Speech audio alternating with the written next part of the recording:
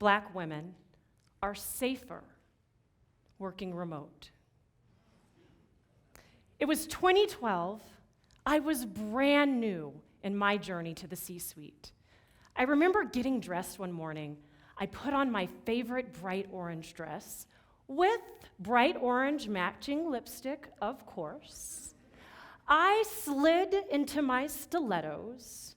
I zhuzhed my natural curls. I looked good. But did I look like a C-suite executive?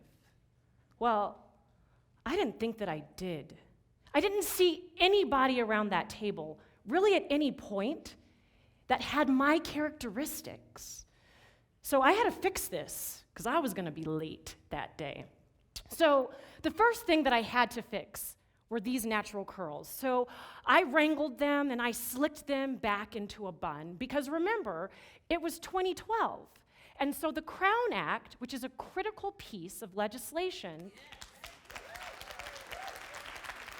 this legislation prohibits race-based discrimination for hair. This didn't pass in Colorado until 2020. And in the year 2023, the Crown Act is only in 23 states in America. So these curls, they went back into a bun. Well, and then I looked at the dress, the bright orange dress. I had to change into a dark suit. No one was in the C-suite wearing a bright orange dress. In that moment, I decided that the best kind of visibility was invisibility. Now, I kept the orange lipstick.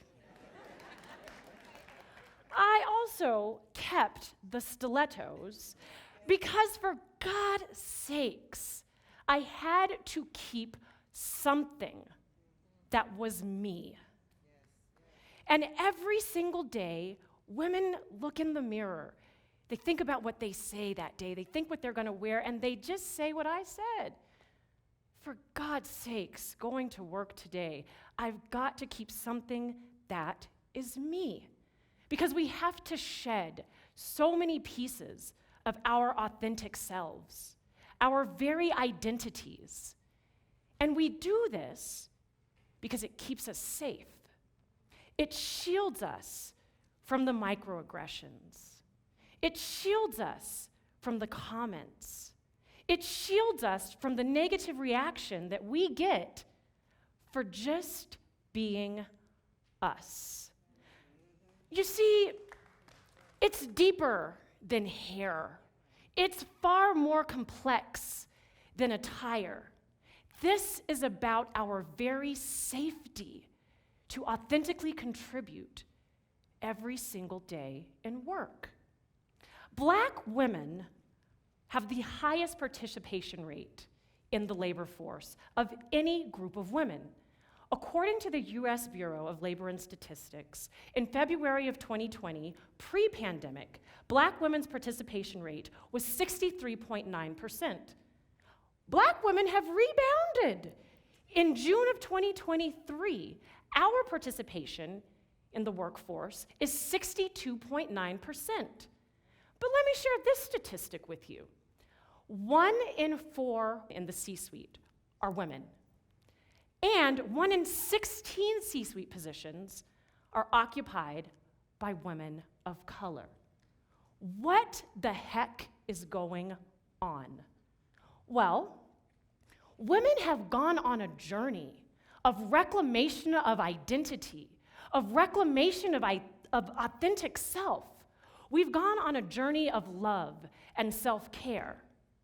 However, corporate systems have not taken that journey with us. In fact, they continue to recruit for and incentivize these status quo old archetypes of what a leader is. These archetypes are like the great man theory. That's where leadership is suited towards men. Archetypes like command and control. This has its context in the military, where one man is at the helm, or the heroic leadership theory. This is a romanticized leadership model where a charismatic leader leads us to our goals and our mission and helps us find our truth. Usually, a man.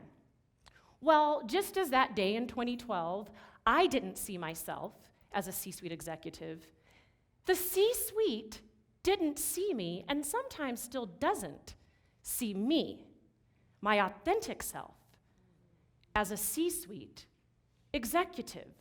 So we gotta flip this. We gotta turn this all around. It is time to be authentic as leaders at every intersection of identity.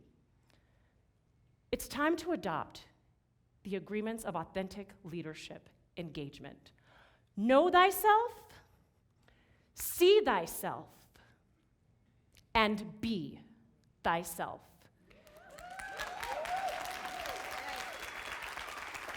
The authentic leader that knows thyself possesses radical self-awareness. You understand your origin story. You understand those characteristics, the good, the bad, and the ugly that make you you. You do the work. You explore your lens. What's informing your lens?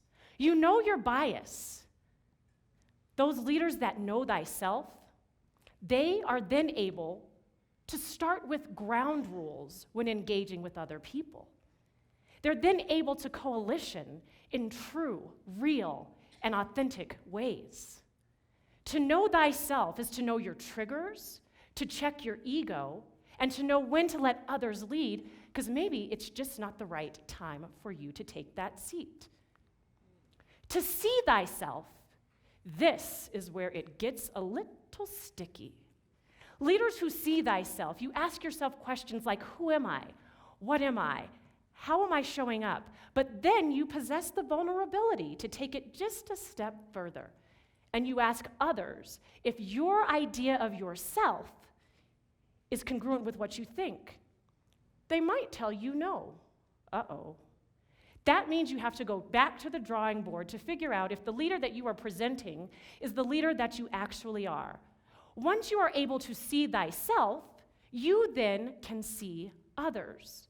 You're more flexible in your leadership style.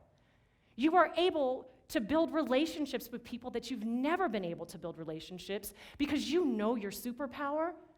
You also know what your superpower isn't. The leader that adopts be thyself, you are the personification of your values. You are the personification of your lived experiences. You walk into the room every single day, not shedding those things because you recognize through knowing thyself and seeing thyself, you recognize that that is an asset, and you bring it to everything you do. Leaders that are themselves, the feedback loop looks completely different. The feedback is about how we can work together and help one another. We're now collaborating in different ways. We're co-creating. Our visions are coming to life. Know thyself, see thyself, be thyself. I said it once, I'm going to say it again. I think Black women are safer working from home. Honestly, I think anybody that is not status quo and can't come to work their authentic selves every single day, I think that they are safer working remote. As leaders, it's up to us to create the safety for people to come to work their authentic selves. And if we don't lean in, if we do not do this, if we do not start immediately, we are going to continue to miss out on the talent and gifts that authenticity brings.